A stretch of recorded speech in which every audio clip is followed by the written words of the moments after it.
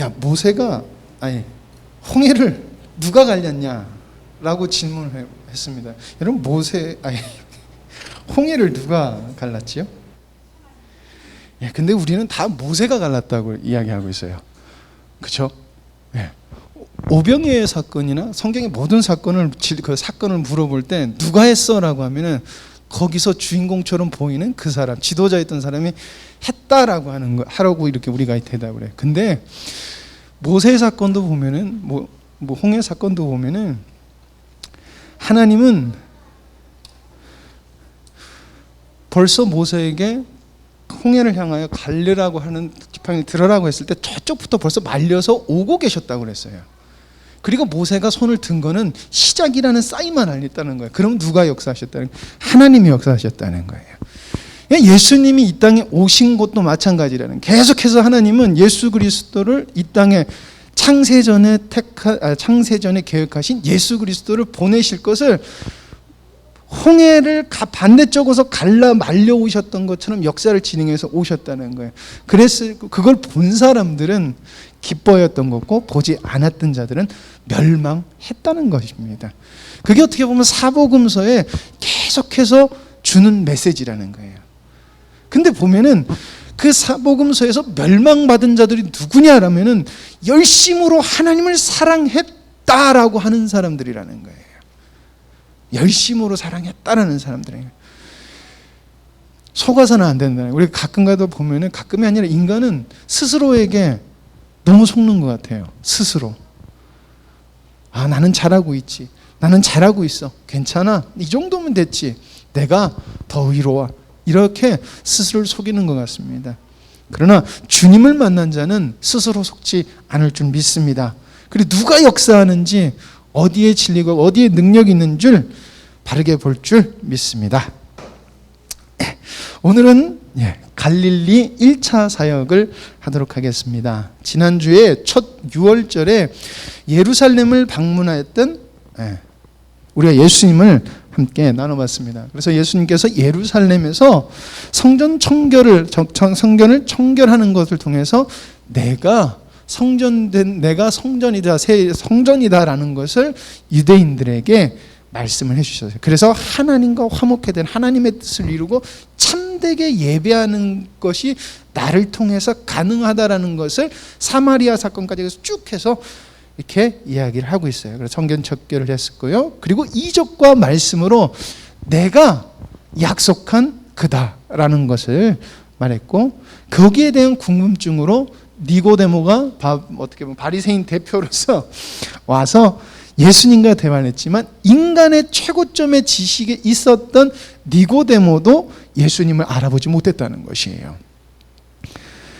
자, 그러면서 이제 세례 요한에게 관심이 있었던 것이 예수님께로 관심이 돌려지고, 그렇게 예수님께서 예루살렘을 사역을 마치고 갈릴리로 가세요. 갈릴리에서 사마리아 여인을 만나고, 그리고 다시금 갈릴리 저 윗지방으로 올라가시는 것이 지난주까지 했던 내용입니다. 이번 주는요, 예수님께서 갈릴리 1차 사역을 하신 거예요. 그래서 갈릴리 지역에서 사역을 하신 거예요. 우리가 예루살렘이 이스라엘 중심이니까 예수님 계속해서 예루살렘 근처에서 했을 것 같은데 아니에요. 예수님은 저 윗지방에서 하셨어요. 잠깐 앞으로 가야지. 자, 이 사진을. 여러분, 이 사진이 뭘 것 같아요? 산 사진이죠. 죄송해요. 이렇게 물어보면 안 되는데. 이게 뭐냐면, 여러분, 여기 동그란 산이 있잖아요. 왜 안 돼? 왜 안 되지? 이 동그란 산이, 여기 동그란 산이 다볼산이에요. 다볼산. 변화산이에요. 예수님께서 거룩하게 변한 그 산일다라고 하는 산이 저 산이, 이 산입니다. 그래서 갈릴리 지역 사역해서 여기 사진을 찾다 보니까 이 사진이 뜨더라고요. 그리고 나사렛 그 밑에 지방 근처라고 그래요. 그래서 한번 여러분들한테 이 사진을 보여드리고 싶어서 이렇게 넣었습니다. 넘어가고. 자, 갈릴리 사역에서 이제 1차 사역을 한 4개월 정도 되는 시간을 가지고 있어요. 이제 예수님께서 갈릴리로 올라가셔서 왕의 신하를 고치는 사건이 있어요. 그리고 이 중간에 예수님께서 나사렛에서 배척받는 사건이 있어요. 근데 되게 재밌는 게 그 사건 전에 예수님께서 갈릴리 사역으로만 두면은 그 전의 사역은 예수님께서 굉장히 기분 나쁜 식으로 기적을 행하세요. 그리고 그 다음 이제 가버나움으로 이사를 가시는데 거기서 이제 전도를 하시고 사역을 하시는데 거기서의 사역은 또 예수님이 당신이 누군가야라는 메시지가 사역 속에서 기적 속에서 말씀 속에서 나타나고 있다라는 것이에요. 그리고 이때 또 제자들을 다시 부르세요. 보면은 우리가 베드로 그 깊은 곳에 가서 그물을 던져라는 그 베드로 사건이 예수님이 베드로를 벌써 만나고 그 다음에 다시 만나는 사건이에요. 그러니까 만났던 베드로인데 다시금 만나는. 그래서 제자를 다시 부르세요. 그리고 치유 전도. 예?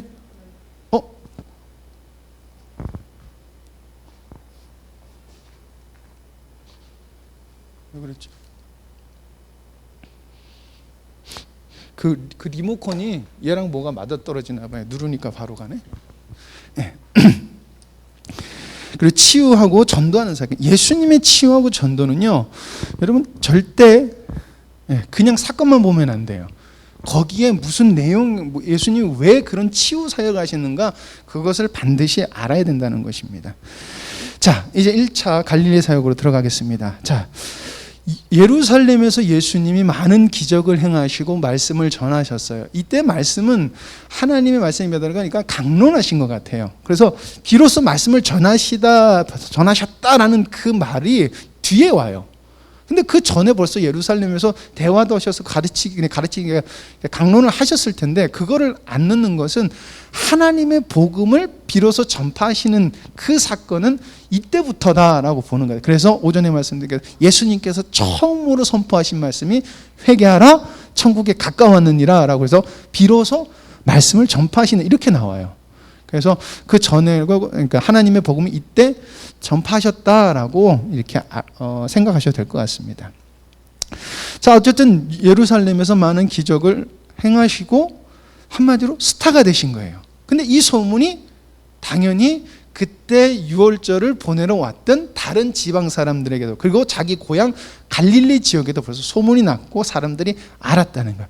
예수라는 사람이 유월절에 만났는데 거기서 어마어마하게 많은 기적과 그리고 많은 가르침이 있었다라면서 굉장히 유명해졌어요. 자, 근데 그때 예수님을 표현하기를 뭐라고 표현하냐면은 성령님과 함께 하셨다라고 하는 거예요. 성령님과 함께 하셨다. 여러분, 예수님의 사역은 절대 예수님이 혼자 독단적인 사역이 아니에요. 우리는 성령의 충만함을 받아야 된다. 우리는 성령의 인도하심을 받아야 된다라고 하는데 우리가 얼마나 주님께 여쭙고 그리고 주님이 원하시는 거 고민하면서 고심하면서 우리가 어떤 일을 해나가는지 모르겠어요. 근데 예수님께서 행하셨던 것은 성령의 인도하심 받고 성령님과 함께 하셨다는 거예요. 그러니까 철저하게 하나님의 뜻을 따라 행하셨다는 거예요. 철저하게 창세 전에 택하신 하나님의 뜻만 행하셨어요. 우리가 그걸 알아야 돼요. 자, 그리고 나서 이제 오셔서 친히 회당에서 가르치세요. 가르치세요. 그래서 예수님 나이가 정도가 되고 좀 이렇게 말씀이 지식은 회당에서 가르친다고 저번에 회당 문화에 대해서 이렇게 얘기했죠. 그래서 가르치세요. 근데 재밌는 게 예수님께서 뜬금없이 이렇게 말씀하세요. 선지자는 고향에서 환영받지 못한다, 이 말씀을 하세요. 그게 요한복음 우리가 잘 아는 말씀, 친히 증언하시기 선지자가 고향에서는 높음을 받지 못한다라고 이렇게 말씀하세요. 어떤 굉장히 이렇게 앞뒤가 안 맞는 말씀이 갑자기 우리가 생뚱맞다 하죠. 생뚱맞게 갑자기 말씀하시는 것 같아요. 그런데 예수님께서 이 말씀을 하신 것은 예루살렘에 있었던 유대 지역에 있었던 그 사람들이 예수님을 왜 관심을 돌렸다고 그랬어요? 예수님의 기적과 저 사람의 여러 가지, 그러니까 하나님의 메시아로 본 게 아니라 인간적인 기적을 보고 예수님을 쫓았고 자기네들이 요구하는 것을 예수님께 얻기 위해서 막 왔어요. 그러니까 예수님께서 예루살렘을 떠났다라고 이렇게 얘기하시고 이렇게 하면서 갈릴리 지역으로 올라오시다가 사마리아 여인을 만났고 거기서 이방인 취급받는 여인에게 복음을 전했을 때 거기에 복음이 전파되는 사건이 있어요. 그러면 다시 예수님께서 갈릴리로 올라가시는 건 여기도 정통적 유대인이 사는 곳이에요. 갈릴리 지역이지만 정통적 유대인이 사는 곳이에요. 근데 예수님께서 이 말씀을 하신 것은 저 위에 있는 저들도 저들의 생각 때문에 나의 말을 못 알아들을 거야 라는 것을 예수님 벌써 아셨다는 거예요. 갈릴리 지역으로 가면서 제자들에게 그렇게 말씀하세요. 자, 그리고 나서 나오는 사건이 바로 갈릴리 두 번째 기적이에요. 이 사건은 왕의 신하를 고치는 사건이에요. 헤롯 왕의 신하였어요. 여러분들 요한복음 이렇게 펴서 보셔야 돼요. 자,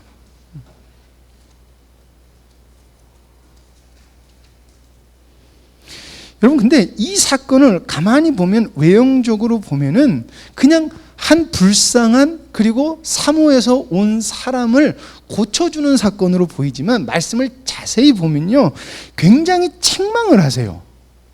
책망하여 이르시되 그리고요 굉장히 야단을 치세요. 예수님이 우리가 그런 거 있잖아요. 예수님이 기적을 행하시되 그럼 예수님한테 가면은 나의 병을 고칠 수 있을 거야. 그리고 이 사람은 예수님 오시는 그 시간에 맞춰서 그 자리로 왔어요. 그러면 그 사람 믿음이 좋은 건가요? 나쁜 건가요? 우리는 대부분 좋다라고 생각해요. 근데 예수님이 이 사람과 거기 있는 사람들한테 모두 책망을 했어요. 왜 그러냐면은 예수님께서 그들에게 예수님이 일단 갈릴리로 왔을 때 표면적으로는 예수님이 온 걸 굉장히 환영해요. 근데 이게 왜 그러냐면은 하나님의 말씀 언약적인 측면에서 예수님을 환영한 것이 아니라 그들이 기적을 보았기 때문에 그 기적에 쉽게 말하면 현혹이나 그 기적이 내 거잖아요. 나를 유익해 하는 이 사건이기 때문에 예수님을 쉽게 말하면 환영한 거예요. 근데 이 사람조차도 이 사람이 나중에 믿습니다 해서 고치지만 이 왕의 신하를 고치는 상황에서도 너희들이 지금 나한테 왜 왔으며 너도 나한테 왜 왔는 줄을 그 마음의 중심이 무엇인지 예수님이 아셨다는 거예요. 메시아로서 그러니까 예수 그리스도가 하나님의 아들로서 이 땅에 온 예수 그리스도를 본 게 아니라 기적을 베풀고 나에게 유익이 되는 예수를 환영했다는 거예요.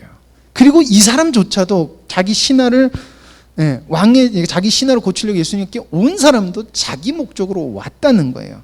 근데 이 사람을 고쳐줘요. 그건 왜 그러냐면은 이게 바로 예수님은 당신이 메시아인 것에 대한 증거를 기적으로 나타내 보이시는 거예요.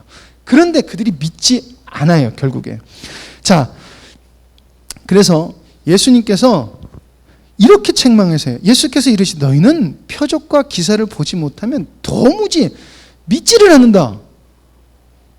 갑자기 고치러 온 이게 되게 어떻게 보면 기특한 모습이잖아요. 그런데 온 사람한테 이렇게 책망을 하시는 거예요. 뭐예요? 너희들의 마음이 지금 어디 있느냐라는 것을 예수님께서 말씀하시는 거예요. 자, 그리고 바로 이건 얘기했으니까 일단. 그리고 바로 다음에 나오는 사건이 베들레헴 자기 고향에서 배척을 받으시는 사건이 나와요. 자, 예수님께서 나사렛 회당에서 이 말씀을 꺼내서 읽으세요. 자, 같이 읽어볼까요? 시작.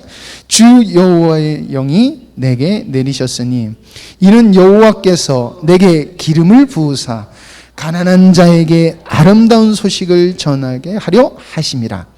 나를 보내사 마음이 상한 자를 고치시며 포로된 자에게 자유를 갇힌 자에게 노임을 선포하며 여호와의 은혜의 해와 우리 하나님의 보복의 날을 선포하여 모든 슬픈 자를 위로하되. 자, 이 말씀은 무슨 말씀이냐면 하나님의 은혜와 희년의 선포예요. 그러니까 예수 그리스도로 말미암아 죄에 눌려 있던 죄에 노예된 자들이 이제는 자유케 될 거야라는 것을 예수 그리스도로 말미암아 자유를 얻게 되는 자유의 신분이 되는 내가 그런 존재야라는 것을 예수님께서 말씀하신 거예요.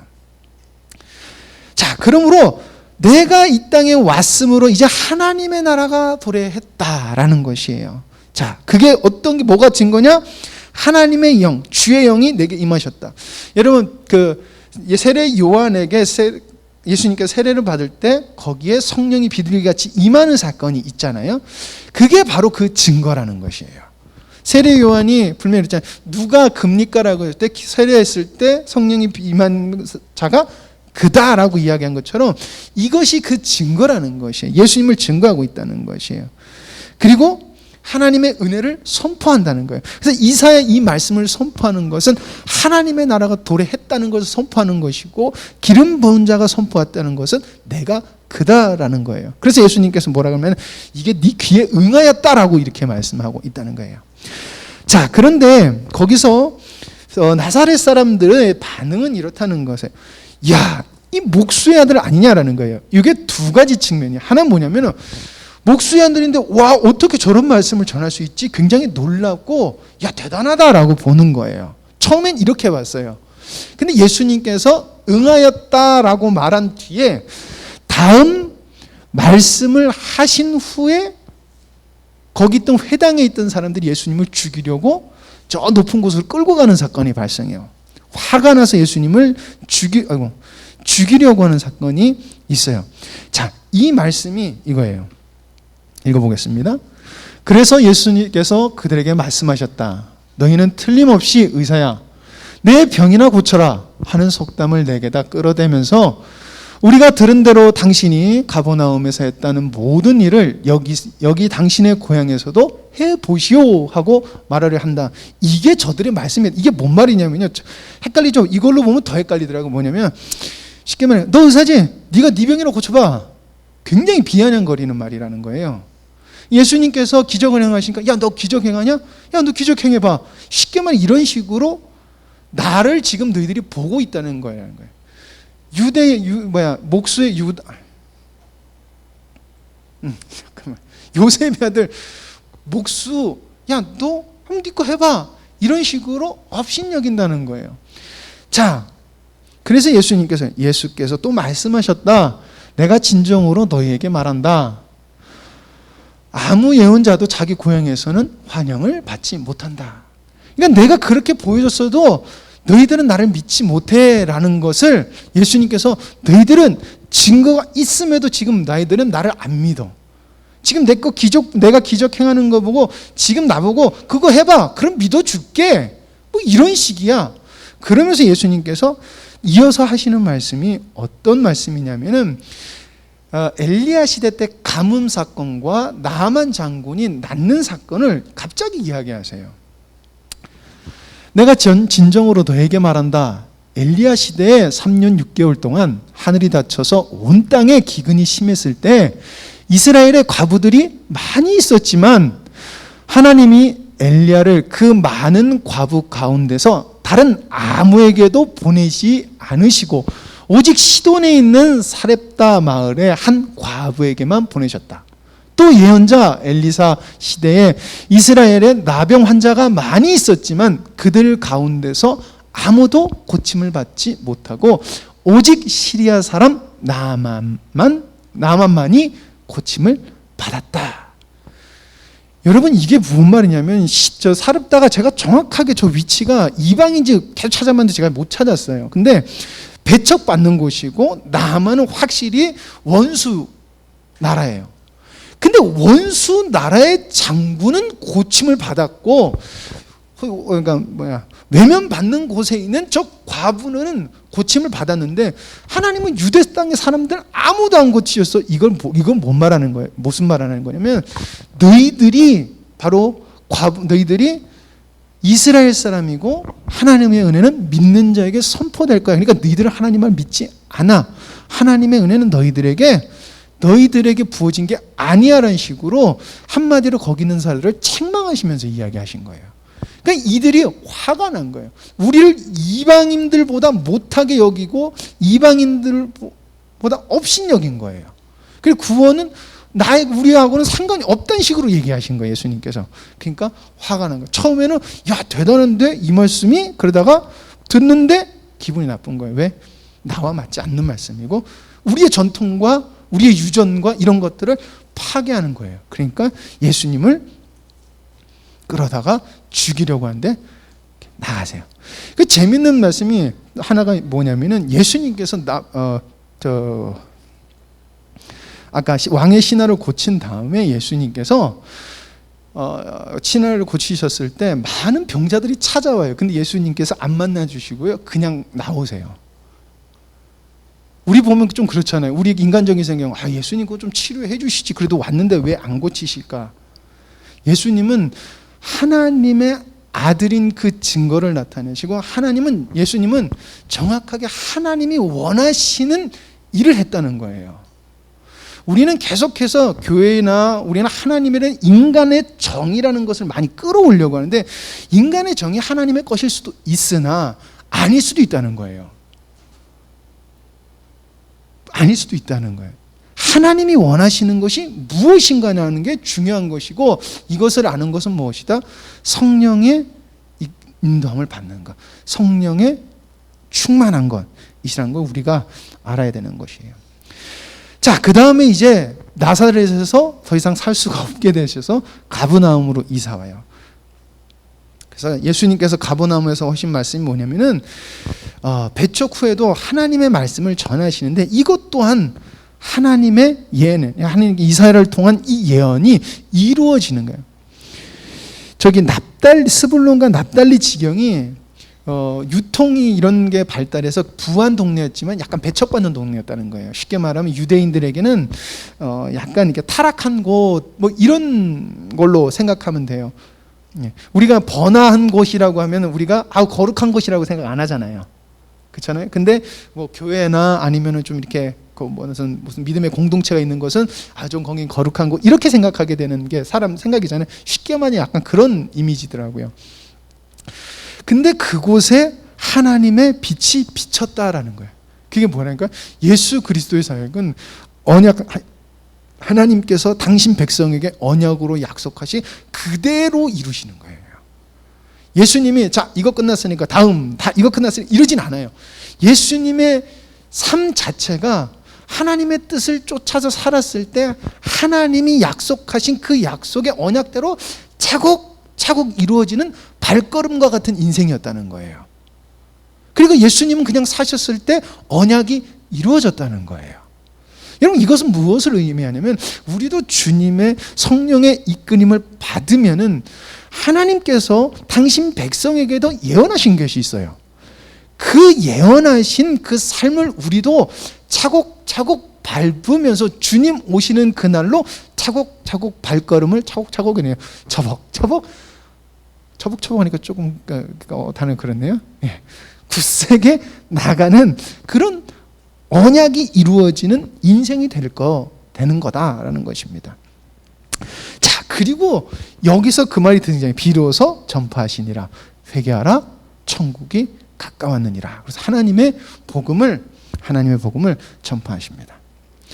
자, 그래서 이제 가버나움 사역, 가버나움 사역에서 이제 들어가는데 예수님께서 첫 번째 하신 사건이 귀신 들린 자를 고치고 많은 기적을 행하셨다 이렇게 나와요. 자, 근데 이것은 무엇이냐면은 예수님은 누구냐라는 것에 대한 예수님께서 기적과 나병 환자를 고치시면서 이 질문에 답을 하시는 거예요. 우리가 잘 알고 있듯이 그것은 하나님의 아들이라는 거예요. 그러면 하나님의 아들을 통해서 이루어지는 것이 무엇이에요? 바로 하나님의 나라가 도래했다는 거예요. 하나님이 구약에 약속하셨던 시온의 영광, 하나님의 영광이 충만한 그 나라가 임하였다는 것을 예수 그리스도를 통해서 이것이 이루어졌다는 것을 얘기해요. 그런데 유대인들 중에 이것을 아는 자들이 없었다는 거예요.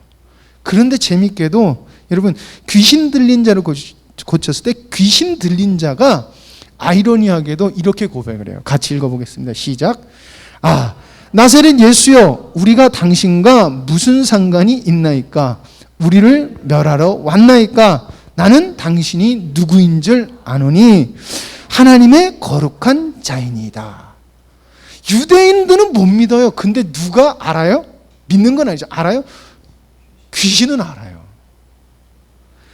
여러분, 이 사건, 귀신 들리는 사건과 많은 기적을 행하신 이 날이 뭐냐면 안식일이에요. 여러분, 안식일의 주인이 누구예요? 예수 그리스도라는 거예요. 그러면은 이건 뭐냐면 안식일의 주인인 예수 그리스도, 하나님의 아들, 이 하나님의 아들을 통하여 이 땅에 하나님의 나라가 동행했고 하나님의 언약이 이루어졌다는 것을 믿는 자는 구원을 받는다라는 것이에요. 그러나 믿지 않는 불신자는 뭐다? 멸망을 받을 거야라는 하나님의 은혜의 말씀과 하나님의 심판의 메시지가 전해지는 사건이 귀신 들린 자를 고치고 많은 이적을 행하시는 기적의 핵심 내용이라는 것이에요. 자, 그리고 또 예수님께서 갈릴리 회당에서 전도를 하십니다. 철저히 하나님의 말씀을 순종하셨어요. 예수께서 이르시되 내가 다른 동네에서도 하나님 나라 복음을 전해야 하리니 나는 이 일을 위해 보내심을 받았노라 하시고, 예수님은 무엇을 위해서? 하나님의 복음을, 하나님 나라의 복음을 전파하는 것이 나의 하나님을 보내신 하나님의 뜻이야 라고 해서 예수님은 철저히 하나님의 말씀을 순종하세요. 근데 이것이 무엇이냐? 바로 나사렛 회당에서 읽으신 말씀, 그 말씀을 이루시는 삶을 사시는 걸로, 그리고 전도하시면서 가르치시는 걸로 나타내 보이시는 거예요. 그게 뭐예요? 구원의 기쁜 소식.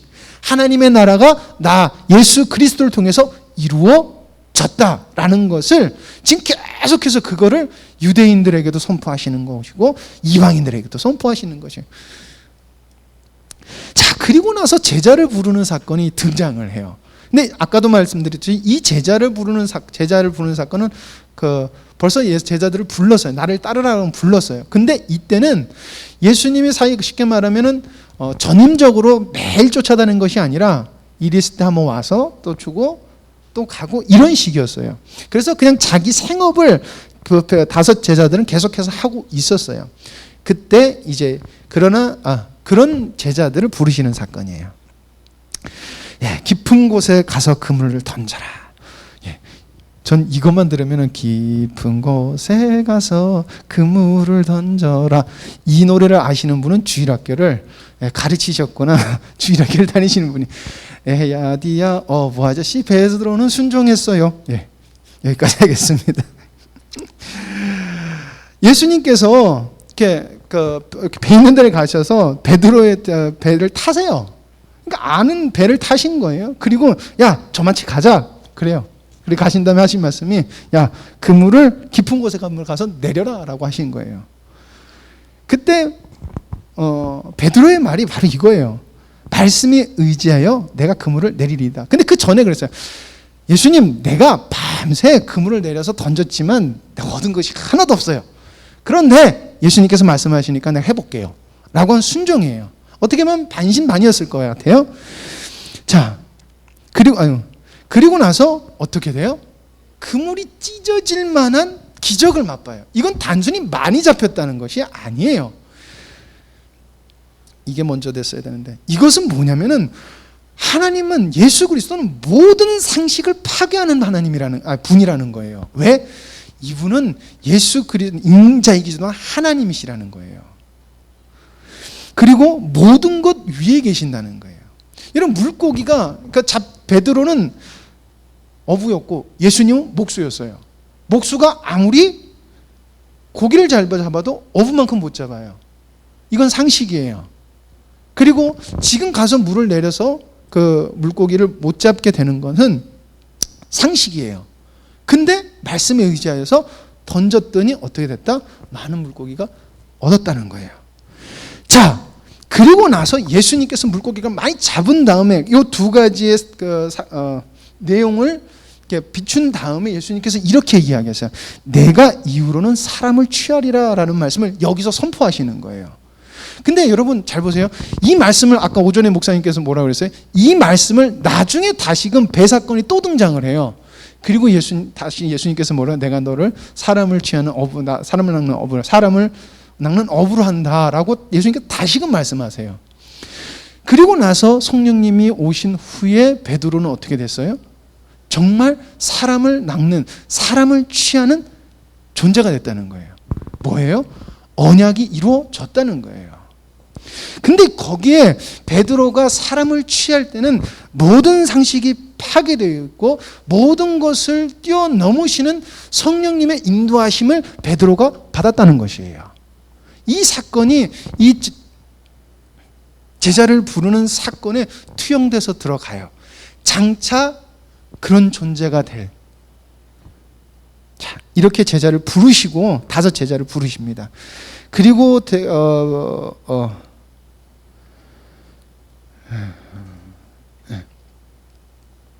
부르신 다음에 예수님께서 아이고 이건 안 눌렀구나. 이것까지 해야 되는구나. 자, 그리고 사람을 취하리라, 이거는 뭐냐면 내가 너를 그 길로 인도해 줄게라는 것이에요. 그래서 처음에 예수님이 이 기적을 했을 때는 제자들이 두려워했어요. 왜냐하면은 내가 옛날에 만났던 예수님과는 진짜 다른 예수님이었던 거예요. 두려워했을 때 예수님께서 이제 나를 따르라 하고 이제 가고 제자들이 모든 것을 버려두고 예수님을 쫓아요. 자, 그 다음에 예수님께서 제자를 부르신 다음에 4 사건을 좀 주목해서 봐야 돼요. 4 사건. 첫 번째 사건이 다시 나병 들린 사람을 고치시는 예수님이에요. 누가복음 5장에 있는 말씀이에요. 자, 나병 환자가 예수님이 계신 곳을 지나가다가 이게 좀 그래요. 근데 예수님인 곳으로 와서 이렇게 말을 해요. 주여, 원하시면 나를 깨끗게 하실 수 있나이다 라고 해요. 그랬더니 예수님께서 뭐라고 말씀하시냐면 내가 원하노니 깨끗함을 받으라 라고 이야기를 해요. 여러분, 이것은 유대 전통을 파괴하는 것이에요. 왜냐하면요, 근데 거기 성경을 보면요, 그냥 왔었을 때 그냥 치험을 받으라 말로만 하신 게 아니라 손을 내밀어서 만지셔서 치험을 받으라 라고 했던 거예요. 자, 나병 환자는 죄인으로 속해요. 하나님께 저주받은 자로 죄인이에요. 근데 거룩한 자가 죄인을 만지면 돼요, 안 돼요? 안 돼요. 그래서 유대인은 절대 나병 환자를 안 만져요. 왜냐하면 옮기도 하지만 이것은 종교적인 문제이기도 해요. 하나님의 율법이 어긋나는 거예요. 안 만져요. 근데 예수님께서 만졌어요. 그랬더니 어떻게 되냐면은 나요. 자, 이것은 예수님께서는 정결하는 권세가 있다는 것이에요. 그러니까 잘 봐요. 많은 사람들이 와서 치료받으려 했을 때 예수님이 다 받아주신 게 아니라고 그랬어요. 근데 이 사건을 예수님께서 받아주시면서 주여, 원하시면 나를 깨끗게 하실 수 있나이다. 그래, 내가 원하니까 너 깨끗하게 될 거야. 이거는 나에게는 어떤 권세가 있는 줄 아냐? 나는 깨끗해, 죄를 살 수 있는 권세가 나한테 있다라는 거예요. 이게 예수님은 누구신가라는 거예요. 제자들하고 지금 같이 계속 이 사건을 겪는 거예요. 자, 그 다음 사건이 뭐냐면 중풍병자 사건이에요. 자, 중풍병자 하면은 지붕을 뜯어서 내리는 이 사건이에요. 그래서 야, 정말 저 친구들 대단하다. 우리들도 저 친구들과 같은 믿음이 있어야 된다. 예, 그 믿음 좋은 거예요. 근데 그거 전에 우리가 먼저 알아야 될 것은 뭐냐면은 중풍병자를 고치신 예수님이 누구냐는 거예요. 그래서 그 대화를 봐야 돼요. 예수님께서 중풍병자를 보시고 내가 내 죄 사함을 받았다라고 이야기하세요. 그랬더니 거기 있던 유대인들이 야, 저 사람이 누군데 죄를 용서한다 만다 그래? 이때까지는 중풍병자가 아직 안 났어요. 그러니까 예수님께서 그래요.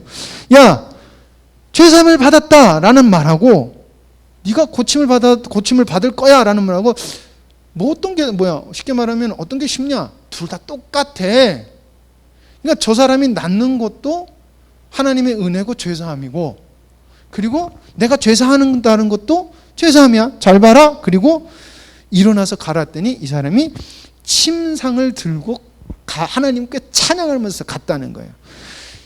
인간이 네가 어떻게 죄를 살 수 있는 그 죄에 대한 거를 건드려라고 했더니 예수님께서 어떻게 해요? 그때 그랬더니 어떤 사건이 벌어져요? 누워있던 중풍병자가 일어나는 사건. 그 사람이 그들 앞에서 곧 일어나 누웠던 것을 가지고 하나님께 영광을 돌리면 자기 집으로 돌아가니라. 지금 너 뭔데라는 그 말을 쏙 들어가게 하신 거예요. 내가 누군지 정확하게 보여주신 거예요. 나는 하나님께 죄를 살 수 있는 권세를 받았다라고 예수님께서 말씀을 하세요. 이건 뭐예요? 내가 누구인지 니들은 알아야 돼라는 것이에요. 내가 누구인지 알아야 된다는 것이에요. 자, 세 번째 사건이에요. 세 번째 사건은 세리 마태를 부르시는 사건이에요. 이건 기적이 아니죠. 근데 왜 이것을 주목해야 될까? 예수님께서 나를 따르라 라고 해요. 세리. 여러분, 세리 중에 두 종의 세리이기 때문에 제가 이름을 잃었는데 그냥 할게요. 세리는 우리가 뭐라 그래요? 죄인으로 속해요. 그래서 죄인 얘기할 때 유대인들이 죄인 얘기할 때 뭐라 그래요? 세리와 창기와 몸을 파는 사람들과 동일하게 봤다는 거예요. 아주 죄인으로 해서 상종도 안 할 존재라. 근데 예수님께서 나를 쫓으라 라고 이야기하세요. 그래서 예수님께서 세리 레위 마태예요. 마태복음을 적은 마태를 부르시니까 이 마태가 기뻐서 예수님을 자기 집으로 초대하니까 이 사람들이 유대인들이 뭐라 그래요? 바리새인들이 서기관들이 왜 죄인과 함께 먹고 마시느냐라고 하는 거예요. 그래서 예수님께서 뭐라고 말씀하시면 나는 죄인을 위하여 왔다라는 것이에요. 그러니까 지금 아까도 뭐예요? 죄를 나병 환자 죄, 지금 두 번째 뭐예요? 중풍병자도 죄에 대한, 그리고 자기도 마태를 부르시면서 죄에 대한 삶의 권세와 그 권세를 하나님께 받았다는 것을, 그 권세가 나에게 있다는 것을 지금 바리새인들과 서기관들에게 가르쳐주고 있다는 것이에요. 그 말씀 보면은 잠깐만요. 27절. 예수께서 대답하여 이르시되 건강한 자에게 의사가 쓸데없고 병든 자에 쓸데가 있나니 내가 의인을 부르러 온 것이 아니요 죄인을 부르러 회개시키러 왔다. 쉽게 말하면 스스로 의인이라고 여기는 자는 예수님 필요 없다는 것이에요. 오전에 말씀에 그랬잖아요. 스스로 자기를 위하여 살아가는 자들, 바리새인들과 서기관들은 하나님을 위해 살아갔다면 자기 목적과 자기를 위하여 살아갔다. 자기가 왕되는 삶을 살아갔다. 그들에게는 의원이 필요 없다는 것이에요. 그걸 이야기하고 싶다는 것입니다. 자, 그래서 마태도 자기의 모든 것을 버리고 예수님을 따르게 돼요. 나는 의를 부르는 것이 아니라 죄인을 불러왔다. 이것도 예수님은 누군가라는 것 사건을 말하고 있어요. 자, 그리고 5장의 마지막으로 논쟁이 하나 벌어져요. 사건. 이게 뭐냐면 금식에 대한 논쟁이에요. 어디 갔냐? 33절입니다. 5장 33절이요. 그들이 예수께 말하되 요한의 제자는 자주 금식하며 기도하고 바리새인의 제자들도 또한 그러하되 당신의 제자들은 먹고 마시나이다. 이게 뭐냐면, 야, 그래도 세례 요한은 우리랑 공통점은 있었어요. 예수님. 그 세례 요한도 금욕적인 생활을 했었고 금식을 했어요. 근데 바리새인들은 민족을 위하여서 매주 월요일, 목요일을 금식을 했었어요. 그래서 세례 요한의 제자들도 종종 세례 요한과 함께 금식을 했다는 거예요. 그러니까 지금 예수님은 금식을 하는 시간인데 금식을 안 해요. 결국엔 뭐냐면 당신은 유대인인데 왜 유대인의 정통을 따르지 않습니까? 라는 거예요. 당신 왜 우리의 전통을 안 따르냐? 이 얘기를 하고 있는 거예요. 왜 금식을 안 합니까? 당신은 참 그냥 단순한 금식 논쟁이 아니라는 거예요. 그때 예수님께서 우리 하신 말씀이 우리가 잘 아는 말씀이에요. 새 포도주는 새 부대에 담아야 된다라는 말씀이에요. 이것은 옛 것은 이제 끝났다. 내가 봤으니 이제 새 시대가 열렸다라고 얘기하는 거예요. 너희들이 지금 하는 것은 소용없어. 아무짝에도 소용없는 거야. 내가 누군 줄 알아야 돼라는 것이에요. 이것이 바로 옛것의 종말, 그리고 예수님을 통해서 언약이 성취됐다는 것을 나타내요. 그런데 예수님께서 뭐라고 말씀하시냐면은 39절 말씀에 묵은 포도주를 마시고 새 것을 원하는 자가 없나니 이는 묵은 것이 좋다 함이라. 이게 뭔 말이냐면 옛 것에 취한 사람은 아무리 새 것을 줘봤자 새 거 안 좋아, 나 옛 것 좋아 라고 한다라고 하는 거예요. 쉽게 말하면 지금 너희들의 모습이 그거야 라고 이야기를 하는 것이고, 자기를 못 보는 그 나사렛 그 회당부터 계속해서 해오는 질문이 뭐예요? 너희들은 내가 누군지 못 보고 있어. 근데 왜 그래? 너희들의 전통과 유정과 그리고 너희들의 율법적인 너희들 스스로에게 묶여서 그래. 그러니까 너희들은 내가 누군지 몰라. 지금 이렇게 증거가 있는데도 너희들은 몰라라고 하는 것이에요. 자, 그래서 제자를 부른 이 네 사건을 결론을 보면은 여기서 갈릴리 사역이 끝나요. 예수님께서 갈릴리 사역에서 끝나요. 참 웃기죠. 예수님께서 더 많은 사람들을 고치시고 막 더 우리 같으면 뭐 더 할 것 같은 예수님은 딱 여기서 일단은 갈릴리 사역을 마치는 것처럼 돼요. 왜냐? 네. 자,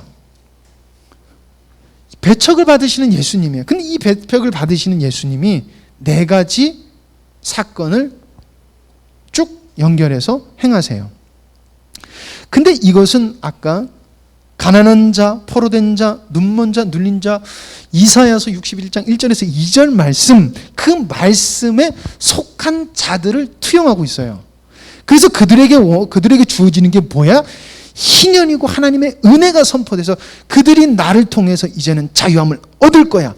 죄에서 자유함을 얻을 거야 라는 것을 예수님은 갈릴리 사역 그 4개월 동안에 계속해서 그걸 보여주고 계신 것이에요. 자, 즉 나병 환자, 중풍자, 세리 공통적으로 연결된 게 뭐예요? 죄에 대한 문제예요. 근데 이 죄에 대한 문제가 얘들아 율법, 전통, 장로, 유전으로 죄를 해결할 수 있냐? 죄를 해결할 수 없다는 거예요.